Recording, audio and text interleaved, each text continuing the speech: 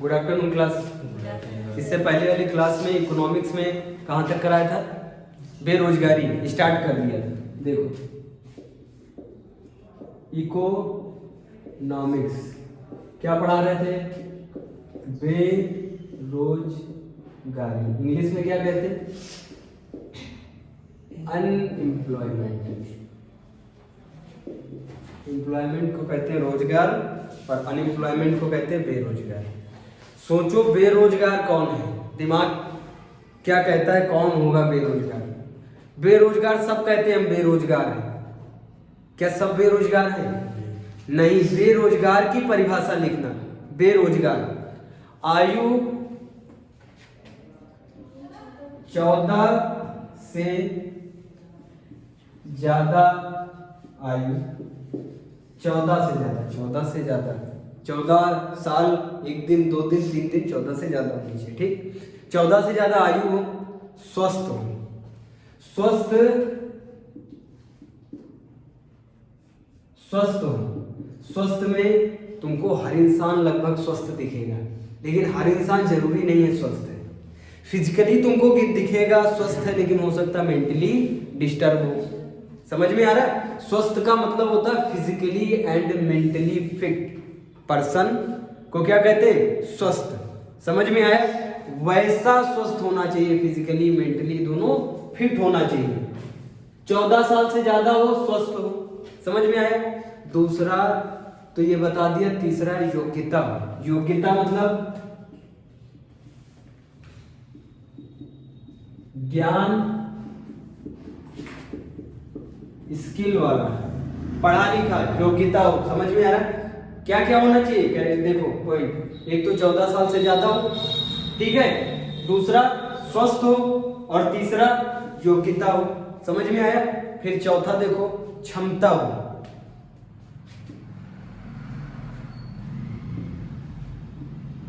क्षमता हो, कैपेबिलिटी हो। समझ में आया? क्षमता हो, उसके बाद काम करने की इच्छा हो। काम करने की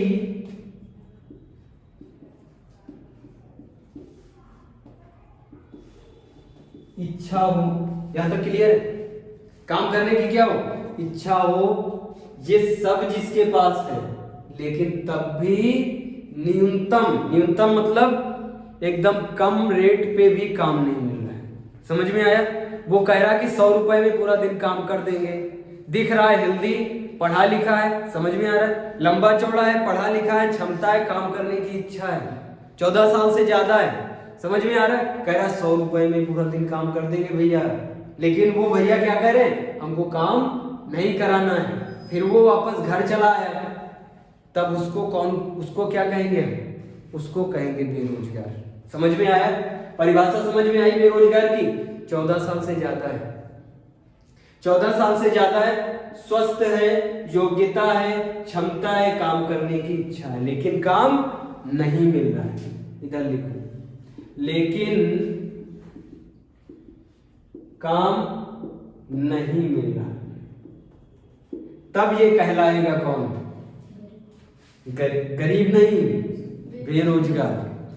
गरीब तो पहले बताया था, जिसके पास रोटी नहीं, कपड़ा नहीं, मकान नहीं, वो है गरीब। समझ में आया? रोटी कपड़ा मकान नहीं, वो गरीब है। लेकिन जिसके पास उम्र है, स्वस्थ है, योग्य है, क्षमता है, काम करने की इच्छा है, लेकिन काम नहीं मिल रहा, वो है बेरोजगार। समझ में आया यहाँ तक? अब हेडिंग डालो, कर्मकारी या कार्यकारी जनसंख्या। हेडिंग डालो, कार्यकारी जनसंख्या। परिभाषा आई समझ में बेरोजगार की? सब कहते हैं हम बेरोजगार हैं, लेकिन असलियत में कौन बेरोजगार है? 4 चीजों को देखना, उसके बाद पता चलेगा कौन है बेरोजगार।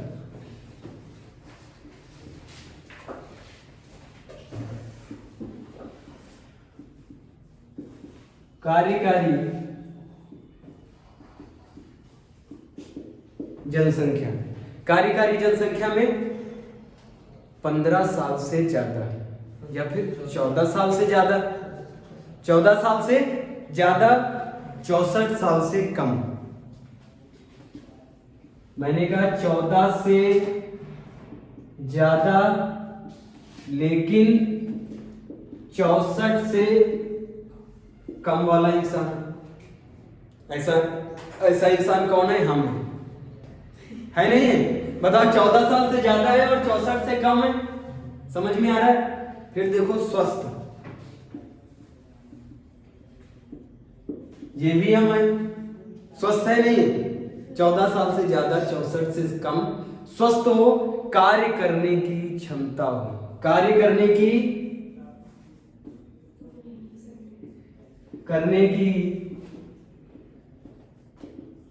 क्षमता हो, वो भी है हम। तो हम बताओ कौन बने? कार्यकारी जनसंख्या में आएंगे नहीं आएंगे? इसी को इंग्लिश में कहते हैं वर्किंग पॉपुलेशन। हम आ गए वर्किंग पॉपुलेशन में। अब अपने अंदर झांक के देखो, हो वर्किंग पॉपुलेशन में? अगर कोई पूछ ले तुमसे वर्किंग पॉपुलेशन में हो कि नहीं, तो समझ में आएगा कौन होता वर्किंग पॉपुलेशन वाला। पहला पॉइंट होना चाहिए कार्यकारी जनसंख्या वर्किंग पॉपुलेशन में 14 से ज्यादा। अगर 14 से कम है, कोई बच्चा दिख रहा है, वो क्या वर्किंग पॉपुलेशन में है? ज्यादा बुढ़ाऊ। ज्यादा बुढ़ाऊ मतलब 64 से ऊपर वाला, वो भी कार्यकारी जनसंख्या में नहीं आता है। समझ में आया? फिर देखो दूसरा, स्वस्थ। स्वस्थ कैसे? Physically and mentally fit. हम फिजिकली भी फिट हैं और मेंटली भी फिट हैं, इसीलिए तो हम कह रहे हैं हम हैं इसमें, कार्यकारी जनसंख्या में हम हैं। अब आप लोगों को देखना है हो कि नहीं हो। समझ में आया? ये भी है। समझ में आया? अब देखो दूसरा पॉइंट लिखो इसमें, कार्यकारी जनसंख्या के बाद श्रम बल। श्रम बल, लेबर फोर्स। अब देखना इसमें कौन कौन आता है। लेबर फोर्स,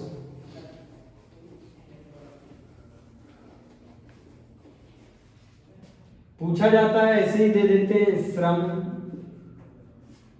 बल। लेबर फोर्स में कौन आता है? देखो लेबर फोर्स, श्रम बल में कौन आता है? ध्यान से सुनना। श्रम बल में फिर से वही बात, उम्र में 14 से ज्यादा, 64 से कम, बच्चा ना हो लेकिन बुढ़ाऊ ना हो। समझ में आ रहा है? बच्चा ना हो लेकिन ज्यादा बुढ़ाऊ भी ना हो। लिख रहे हैं 14 से ज्यादा लेकिन 64 से कम। ये पॉइंट तो आता है समझ में? 64 से 14 से ज्यादा और 64 से कम। आया समझ में? फिर लिखो स्वस्थ व्यक्ति। फिर वही पॉइंट, स्वस्थ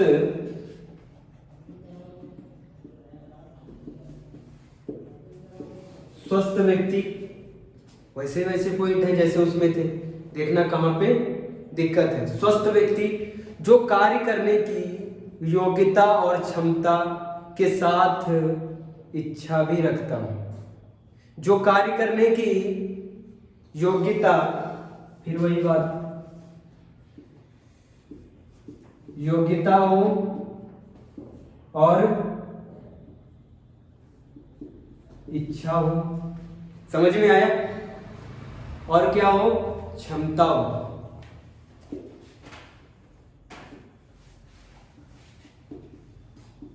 कोई तुमसे पूछ ले क्या तुम हो श्रम बल में? अब बताओ हम हैं श्रम बल में नहीं है। देखना 14 से ज्यादा है, 64 से तो कम है नहीं है। समझ में आ रहा है? 64 से कम है, 14 से ज्यादा है, मतलब ये वाला पॉइंट क्लियर है। स्वस्थ है, फिजिकली मेंटली फिट है, कोई दिक्कत नहीं है, ये वाला पॉइंट भी क्लियर है।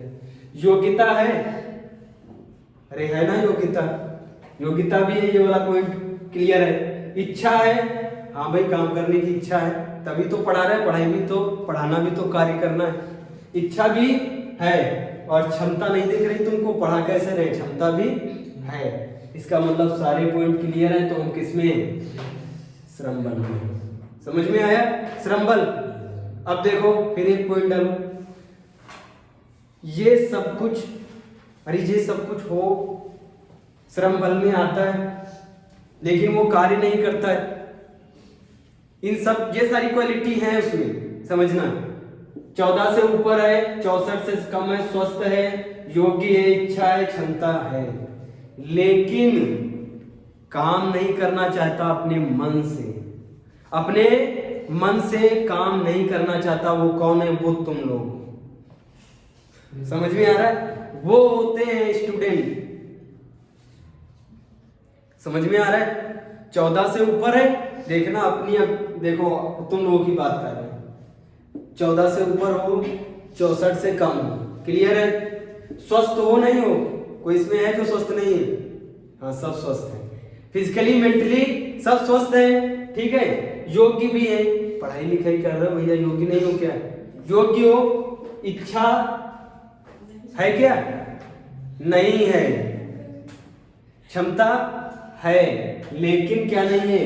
इच्छा नहीं है। जब ये इच्छा नहीं है तो इसी को क्या कहते हैं? स्वैच्छिक बेरोजगारी। स्वैच्छिक बेरोजगारी, समझ में आया? अरे स्टूडेंट है तो ठीक है, कई लोग तो स्टूडेंट भी नहीं है, इच्छा है योग्यता लेकिन काम करना नहीं चाहते, वो थोपने वाले लोग। समझ में आ रहा है? वो खतरनाक लोग हैं। अरे चलो स्टूडेंट है वो तो पढ़ाई कर रहा है, क्या काम करेगा? क्या पूरा दिन तो पढ़ाई में चला जाता है। समझ में आ रहा? थोड़ा बहुत आराम किया, खाया पिया, पढ़ाई किया, काम खत्म। लेकिन जो पढ़ाई भी नहीं कर रहा है, पूरा पूरा टाइम वेस्ट कर रहा है। समझ में आ रहा है? ये सारी कैटेगरी हैं, लेकिन ये वाली कैटेगरी नहीं बना पा रहे मन में, इच्छा नहीं है उनकी काम करने की। वो खतरनाक वाले स्वैच्छिक बेरोजगार हैं। स्टूडेंट तो अच्छे वाले स्वैच्छिक बेरोजगार है। समझ में आया? स्वैच्छिक बेरोजगार कौन होता है? पॉइंट ध्यान रखना, क्या नहीं है उसमें? इच्छा नहीं है, पॉइंट ध्यान रहेगा। अब लिखो कार्यबल, वर्कफोर्स, कार्यबल,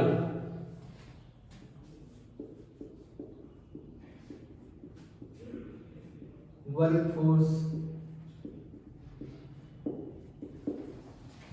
कार्यबल किसे कहते हैं? देखो, श्रम के अंतर्गत आने वाला, श्रम बल के अंतर्गत आने वाला, श्रम बल के अंतर्गत आने वाला व्यक्ति जिसे रोजगार प्राप्त हो चुका है, जिसे रोजगार प्राप्त हो चुका है। ध्यान से सुनना, श्रम बल के अंतर्गत आने वाला व्यक्ति जिसे नौकरी मिल गई, रेलवे में सेलेक्ट हो गया, बैंक में सेलेक्ट हो गया, यूपीएससी क्रैक करके सिविल सर्वेंट बन गया, वो कौन बन गया? वो बन गया वर्कफोर्स। वो क्या कहलाएगा? कार्यबल कहलाएगा। समझ में आ रहा है? श्रम बल में आने वाला, श्रम बल में देख रहे हो आने वाला मतलब 14 से ज्यादा, 64 से कम, ठीक है? स्वस्थ व्यक्ति, योग्यता हो, इच्छा हो, क्षमता हो, और ये सब होने के साथ साथ हो गया क्या? सिलेक्शन, बन गया क्या? आईएएस। अरे भाई बन गया आईएएस, तो आईएएस भी तो इसी में आएगा, वर्कफोर्स में आएगा। समझ में आया वर्कफोर्स? अब लिखो बेरोजगारी के प्रकार, बेरोजगारी के प्रकार।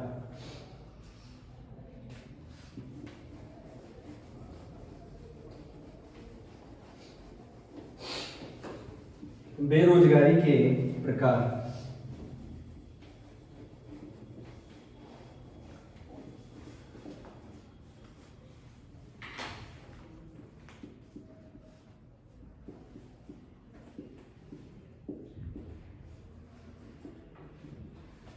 टाइप ऑफ अनएम्प्लॉयमेंट, इंग्लिश में टाइप्स ऑफ अनएम्प्लॉयमेंट।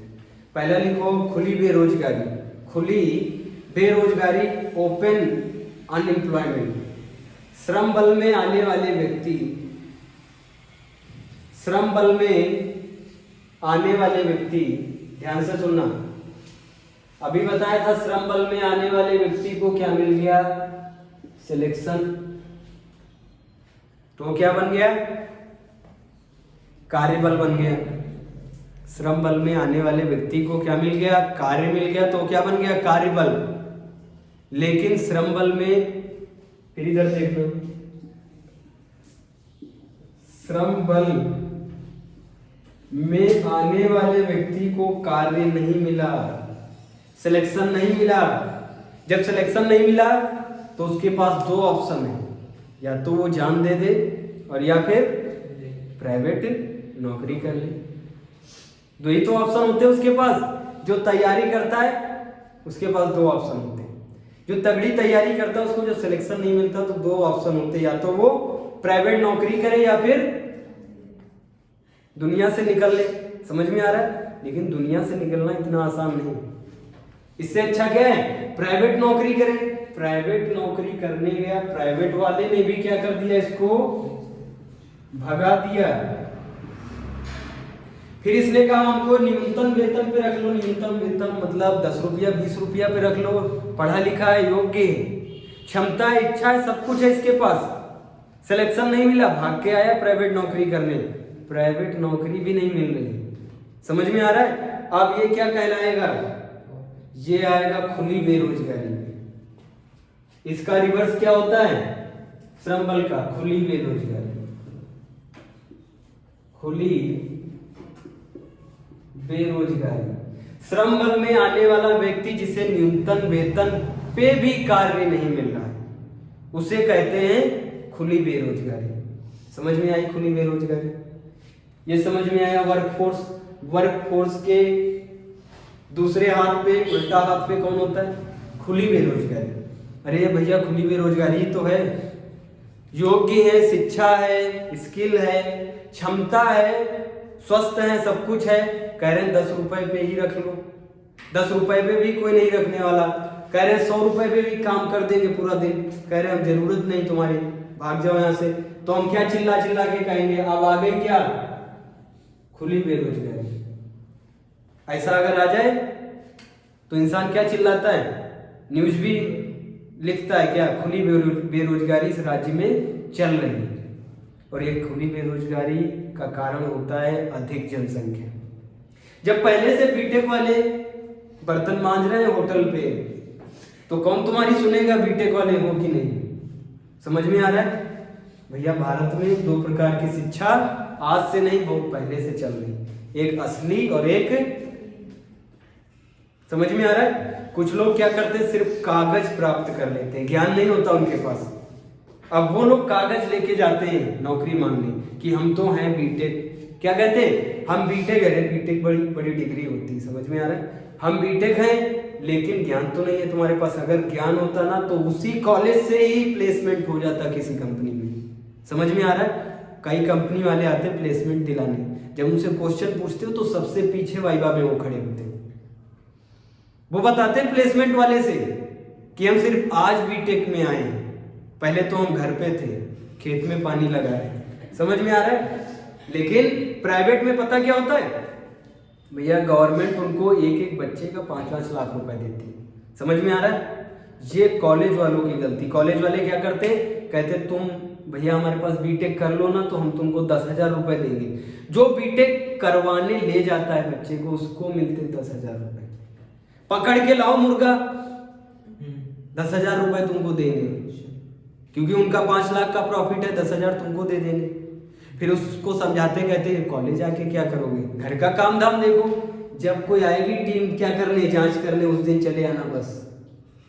उसको तो फुल फॉर्म भी नहीं पता बीटेक का, लेकिन उसको 4 साल 5 साल के बाद क्या मिल गई, डिग्री मिल गई बीटेक की। वो इसमें फंस जाता है, इसमें खुली बेरोजगारी। वही है जो की क्षमता भी है, दिखता भी है लंबा चौड़ा, फ्रेश भी दिख रहा है, बढ़िया, मेंटली भी फिट है, लेकिन उसको कोई जॉब नहीं देना चाहता है, क्योंकि पूरी एबीसीडी तो पहले उसको याद करनी चाहिए। समझ में आ रहा है? ऐसे लोग हैं जो नकली शिक्षा प्राप्त करके बेरोजगार बने। समझ में आ रहा है? अब लिखो अल्प बेरोजगारी। अल्प बेरोजगारी श्रम बल के अंतर्गत आने वाला व्यक्ति, श्रम बल के अंतर्गत आने वाला व्यक्ति जिसे योग्यता के अनुसार कार्य प्राप्त नहीं होता है, डिग्री है बीटेक की और चला रहा है। समझ में आ रहा है? इसको बोलते हैं अल्प बेरोजगार। पूछा जा सकता है, ध्यान से सुनना। श्रम बल ने तो बीच में लिख दिया है, बार बार श्रम बल में क्या लिखवाना है, बार बार वो पॉइंट 4-5 पॉइंट क्या लिखवाना है। अब देखो यहीं से समझ लेना, श्रम बल में वो व्यक्ति आता है मतलब योग्य है ना, फिट भी है, स्वस्थ भी है, कार्य करने की इच्छा भी है, शक्ति भी है, सब कुछ है। क्या है? फिर वो क्या बन गया, श्रम बल में आ गया। श्रम बल में आ गया नहीं आ गया? श्रम बल में तो है, लेकिन क्या जो जिसकी योग्यता है उसके पास, जो योग्यता पे देखना है, जो योग्यता है, योग्यता किसकी है उसके पास? बीटेक। ध्यान से सुनना, बीटेक बड़ा ट्रेंडिंग में चल रहा है ना भारत में, इसकी योग्यता है बीटेक की। बीटेक में पता बच्चे क्यों फंस जाते हैं? बीटेक पता है आईआईटी जो होता है, आईआईटी ये भी कराता है बीटेक। समझ में आ रहा है? आईआईटी वाले भी बीटेक करते हैं, और ये जो बीटेक वाले होते हैं आईआईटी वाले, इनका पैकेज होता है 1 करोड़। बस यही तो फंसा देता है इनको लगता है बीटेक करके 1 करोड़ रुपए मिलेंगे। इनको ये नहीं पता है कि पहले इंटर के बाद एक एग्जाम होता है जो पास करना पड़ता है। कौन सा? आईआईटी का एग्जाम, सबसे हार्ड, बहुत हार्ड एग्जाम माना जाता है। और उधर मेडिकल में क्या होता है? नीट का पेपर होता है। इधर क्या होता है? आईआईटी का पेपर होता है। ये अगर पास करके गए, आईआईटी रुड़की मिल गया, आईआईटी मुंबई मिल गया, वहां से अगर तुमने किया बीटेक, तब तुम बनोगे कौन से वाले? 1 करोड़ पैकेज वाले। और प्राइवेट भी बीटेक होता है, प्राइवेट कॉलेज बहुत सारे बीटेक कराते हैं, वो बर्बाद कर देते हैं। वो क्या कर देते हैं? आओ चाहे ना हो, सिर्फ कब आना? अपनी डिग्री लेने आना। हम फोन कर देंगे, डिग्री तैयार रखेंगे, लेके जाना। समझ में आ रहा है? इसी प्राइवेट स्कूलों में कई सारे बच्चे टॉप करते हैं। प्राइवेट स्कूल में आईआईटी नहीं पास कर पाए, प्राइवेट में एडमिशन लिया और बीटेक किया, प्लेसमेंट 1 करोड़ का इनका। ऐसे भी बच्चे, क्या ऐसे नहीं? उन्होंने शिद्दत से पढ़ाई की, रेगुलर कॉलेज गए। और ये वो वाले जो कॉलेज का मुंह भी नहीं देखा है, सिर्फ मुंह तब देखते जब एडमिशन कराने जाते हैं और जब डिग्री लेने जाते हैं। सिर्फ 2 बार ही कॉलेज का मुंह देखते हैं, वो बेचारे परेशान हैं। अब देखना, इसमें अल्प बेरोजगार में क्या करके रखा है? योग्यता किसकी है? बीटेक की। समझ में आ रहा है? जब कहीं पे नौकरी मांगने गए तो उसने कहा भैया थोड़ा कैलकुलेट करके बताओ, इतने का इतना हिसाब बना। कह रहे अरे भाई कैलकुलेशन तुमको समझ में नहीं आ रही, कैलकुलेशन क्या होती? तब वो समझ जाता है ये फर्जी वाला है, ये क्या है? ये रॉन्ग नंबर है। और ये रॉन्ग नंबर घूमते घूमते कहां पहुंचता है? रिक्शा वाले। अरे भाई पेट क्या नहीं कराता है? रिक्शा वाले के पास घूमते घूमते पहुंच जाता है, और रिक्शा वाला कहता है हम तो थक चुके हैं, रात भर चलाएं, अब लो तुम चलाओ इसको और कमा लो 500-600 रुपए। अब ये बीटेक वाला क्या बन गया? रिक्शा वाला बन गया, नहीं बन गया? अब यही कहलाएगा क्या? अल्प बेरोजगार। इसी को कहते हैं पढ़ाई किसी और की और कार्य किसी और का। समझ में आया? पढ़ाई की है बीटेक और कर रहे हैं क्या? सेल्समैन। ये आते हैं अल्प बेरोजगार में। समझ में आया अल्प बेरोजगार? अब फिर से लिखो, घर्षण जनित फ्रिक्शन वाला, घर्षण जनित बेरोजगार। इसके नाम में ही नहीं लग रहा है घिसने वाला। ये घिसने वाला है इंसान, ये पिसने वाला है। ये वो बेरोजगार है। किसी कर्मचारी द्वारा एक रोजगार को छोड़कर दूसरे रोजगार को प्राप्त करने के बीच में लगने वाला समय, उसको कहते हैं घर्षण जनित बेरोजगार। ध्यान से सुनना, ये थोड़ा डिफरेंट है। अब श्रम बल रब किए देखें,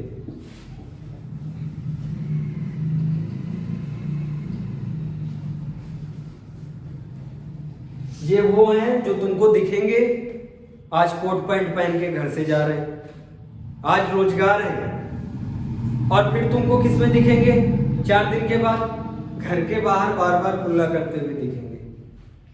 ये वो होते हैं, ये घर्षण जनित कहे जाते हैं। देखो घर्षण जनित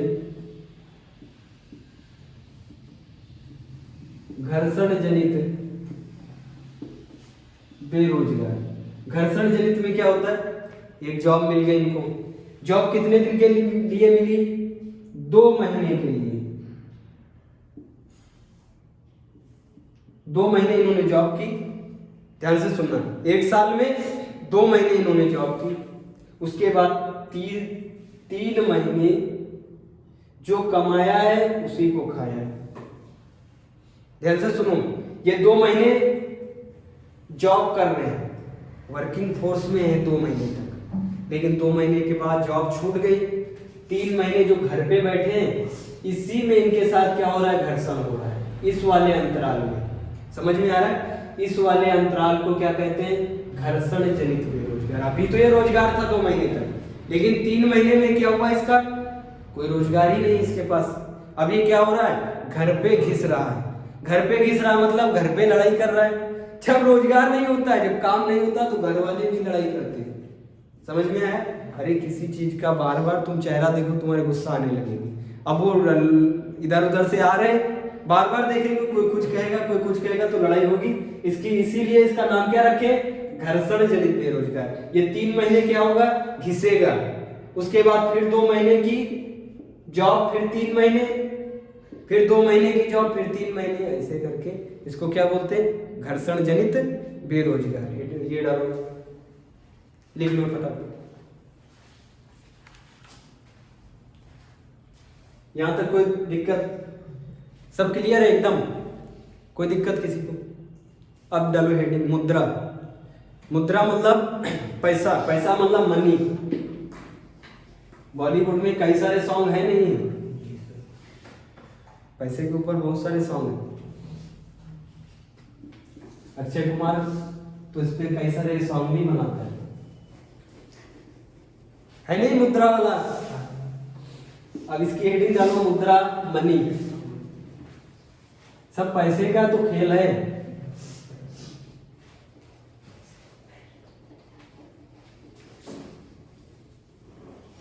अच्छा बताओ, आज तो पैसे का खेल है, लेकिन 20,000 साल पहले सिंधु घाटी सभ्यता में किसका खेल था? व्यापार का बता रहे हैं, ध्यान से सुनो। अब क्या पढ़ाने जा रहे हैं, मनी, मुद्रा। सही बोल रहे हैं। देखो मनी, पहला हेडिंग मनी। प्राचीन समय में मनी थी क्या? सिक्के थे, गांधी जी थे? अरे बाल वाले गांधी जी थे क्या? कोई भी गांधी जी नहीं थे। अरे सिंधु घाटी सभ्यता में क्या चलता था, बार्टर सिस्टम। बार्टर सिस्टम प्राचीन समय में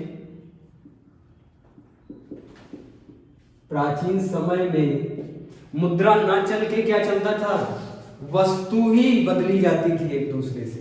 उसी को कहते थे क्या, वस्तु विनिमय प्रणाली। समझ में आया? मुद्रा एडिंग। प्राचीन समय में मुद्रा प्रचलन में नहीं थी। मुद्रा प्रचलन में नहीं थी। मुद्रा प्रचलन में नहीं थी। आज तो तुम्हारे पास पैसा हो तो तुम सब कर सकते हो भाई। मार्कर ले लो, कैमरा ले लो, पढ़ाई कर लो, सब पैसे से चलता नहीं चलता। लेकिन उस समय क्या, कोई खरीदता नहीं था, कोई बेचता नहीं था। उस समय भी लेन देन होता था। आज लेन देन की प्रक्रिया पैसे के द्वारा, लेकिन प्राचीन समय में जब पैसा नहीं था तब भी तो लेन देन होता था। तब लेन देन की प्रक्रिया कैसे होती थी, बार्टर सिस्टम के द्वारा। प्राचीन समय में बड़ा बड़ा लिखते हैं, वस्तु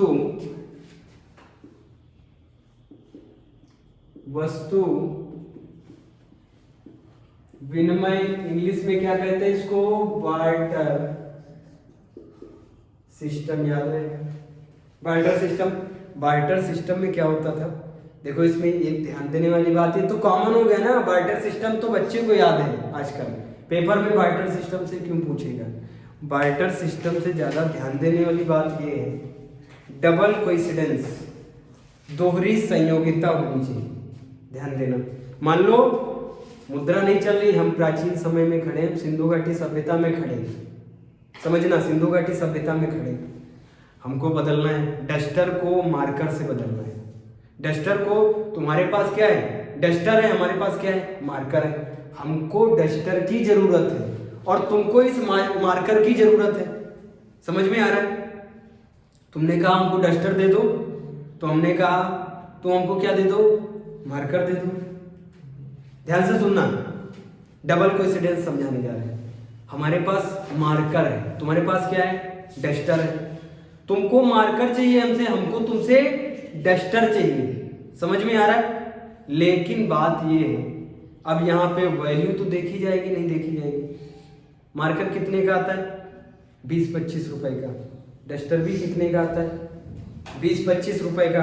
अरे भैया दोनों की वैल्यू सेम सेम है नहीं है, तो हम आराम से कहेंगे हाँ भैया तुम हमको डस्टर दे दो और हमसे क्या ले लो, मार्कर ले लो। अब दूसरा देखना, हमारे पास मार्कर है और तुम्हारे पास कैमरा है, ठीक है। हमको कैमरे की जरूरत है और तुमको किसकी जरूरत है? मार्कर की जरूरत है। हमने कहा हमसे मार्कर ले लो और कैमरा हमको दे दो, तो कोई देगा क्या? नहीं देगा, क्योंकि यहाँ पे औकात अलग अलग है। समझ में आया? जब औकात सेम हो, दोनों वस्तुओं की औकात सेम हो, तो मानसिकता भी सेम बनेगी, तभी बनेगा क्या? डबल कोइंसिडेंस और दोहरी संयोगिता, तभी बदलाव होगा वस्तु विनिमय में। ध्यान से सुनना, वस्तु विनिमय तो एक शब्द है, लेकिन फोकस वाली बात कौन सी है? ध्यान किस पे दिया जाता है? ध्यान एग्जाम में पूछा जाएगा, वस्तु विनिमय में ध्यान किस पे दिया जाता है? डबल कोइंसिडेंस पे। डबल कोइंसिडेंस मतलब दोहरी संयोगिता। दोहरी संयोगिता मतलब, अरे बिल्कुल देसी भाषा में, दोनों देखो दोहरी है, दोनों वस्तुओं की सेम समान औकात होनी चाहिए। दोनों वस्तुओं की समान औकात होनी चाहिए, समान वैल्यू होनी चाहिए। औकात का मतलब वैल्यू होता है, समझ में आ रहा है? समान औकात होनी चाहिए, तो क्या हो जाएगा? सामान वो वस्तु बदल दी जाएगी। समझ में आ रहा है? अब सिंधु घाटी सभ्यता में हमारे पास नील है, हमारे पास 1 किलो नील है। अब समझ में आ गया, हमारे पास 1 किलो क्या है? नील। समझ में आया? हमारे पास 1 किलो नील है और तुम्हारे पास बैल है। तुम्हारे पास क्या है? 1 बैल है। हम 1 किलो नील लेके जाते, कहते हमको बैल दे दो, तो बैल मिल जाएगा क्या? नहीं मिलेगा, क्योंकि तो हमसे क्या कहेगा? अरे अपनी औकात देखो। औकात देखो मतलब अपनी वैल्यू देखो। वैल्यू क्या है? 1 किलो नील की वैल्यू। और वो कहेगा हमारी औकात देखो, उसकी औकात क्या है? 1 बैल की है। कहेगा औकात वाले से मिलो। औकात वाले से मिलो मतलब 1 किलो जो तुम्हारे पास नील है ना, 1 किलो गेहूं वाले से जाके मिलो। हो गई सेम औकात। आया समझ में? यहाँ पे औकात अलग अलग है, मतलब डबल कोइंसिडेंस नहीं बन रहा था, तो वस्तु विनिमय नहीं होगा। एग्जाम में पूछा गया है डबल कोइंसिडेंस, याद रहेगा। फिर जब धीरे धीरे समय आगे बढ़ा, तो बार्टर सिस्टम की जगह पे, वस्तु विनिमय की जगह पे क्या आया? करेंसी नहीं आई, कोई सिक्का नहीं आया। क्या आया? गाय। गाय और बछड़ा। गाय और बछड़ा। गाय और बछड़े से कैसे व्यापार होता था? भैया तुम्हारे पास छोटी गाय है तो 2 किलो अनाज ले लो, बड़ी गाय है तो 50 किलो अनाज ले लो, छोटा बछड़ा है तो 2 किलो अनाज ले लो, 3 किलो अनाज ले लो। ऐसे करके ये क्या बन गया? गाय क्या बन गई? सेकेंड टाइम पे करेंसी। स्टार्टिंग में गाय बनी क्या? करेंसी बनी, नहीं बनी? समझ में आ रहा है? अब देखो कुछ दिन तक गाय चलती रही, गाय और बछड़े से व्यापार होता था। अब कुछ दिन के बाद पंचमार्क सिक्का आएगा, पंचमार्क मुद्रा। पंचमार्क क्या होता था? ये सोने का सिक्का होता था,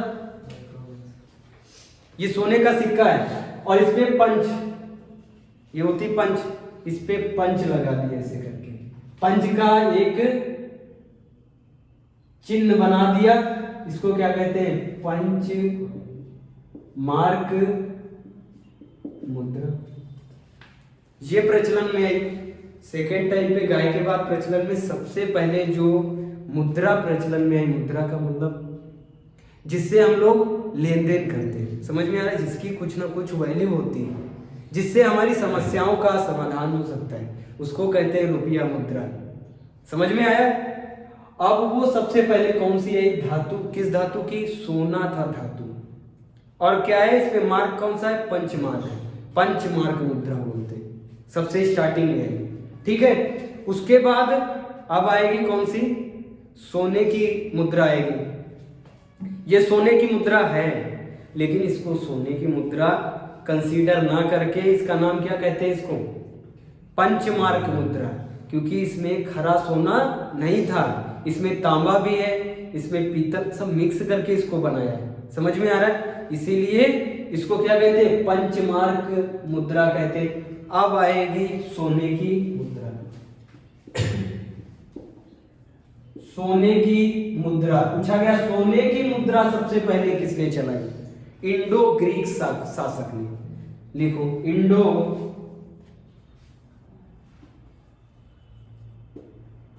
ग्रीक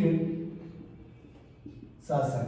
इंडो का मतलब इंडिया और ग्रीक का मतलब सेंट्रल एशिया के पार्ट से जो आए थे, वो दोनों मिलकर रहने लगे इंडिया में। आए कहां से? ग्रीक वाले पार्ट से, तो इनको क्या कहते हैं? इंडो ग्रीक शासक। इंडो ग्रीक शासक ने सोने का सिक्का चलाया। समझ में आया? इसने सोने का सिक्का चलाया है। सोने में भी शुद्ध सोना होता है और अशुद्ध सोना होता है। ये सोने का शुद्ध सिक्का है, लेकिन ये कैसा है? अशुद्ध है। एकदम खरा सोना, शुद्ध सोना 22 कैरेट वाला, उसका सिक्का कौन चलाएगा? शुद्ध सोने का सिक्का कौन चलाता है भारत में? शासक कुषाण। समझ में आया? कुषाण शासक क्या चलाएंगे? शुद्ध सोने का सिक्का। डाल लो।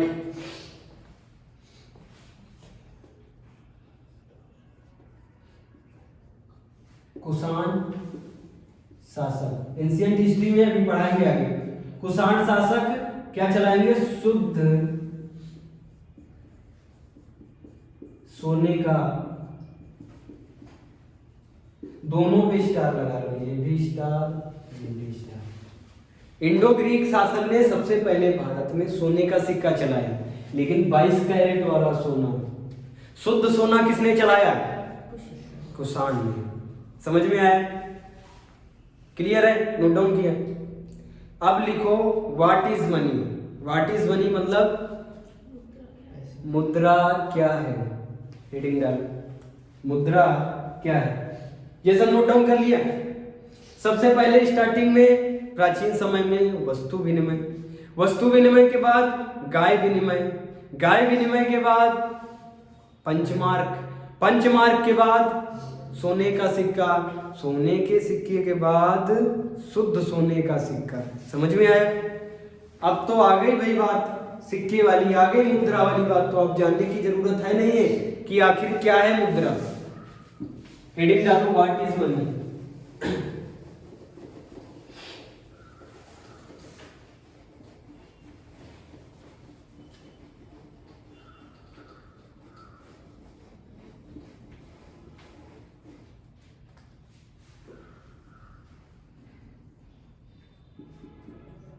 What is money?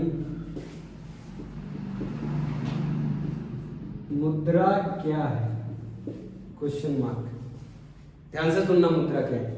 मुद्रा होती खरीदने और बेचने में सहायता देने, खरीदने और बेचने में उपयोग की जाती है, वो है मुद्रा। बाहुबली में पूछता नहीं है क्या है मृत्यु, पूछता है? वैसे ही क्या है मुद्रा? जो खरीदने और बेचने में प्रयोग की जाती, वो है मुद्रा। खरीदने और बेचने में प्रयोग की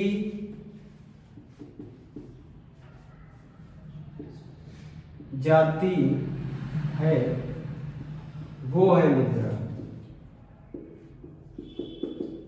एक पॉइंट ये कहता है। दूसरा पॉइंट क्या है मुद्रा?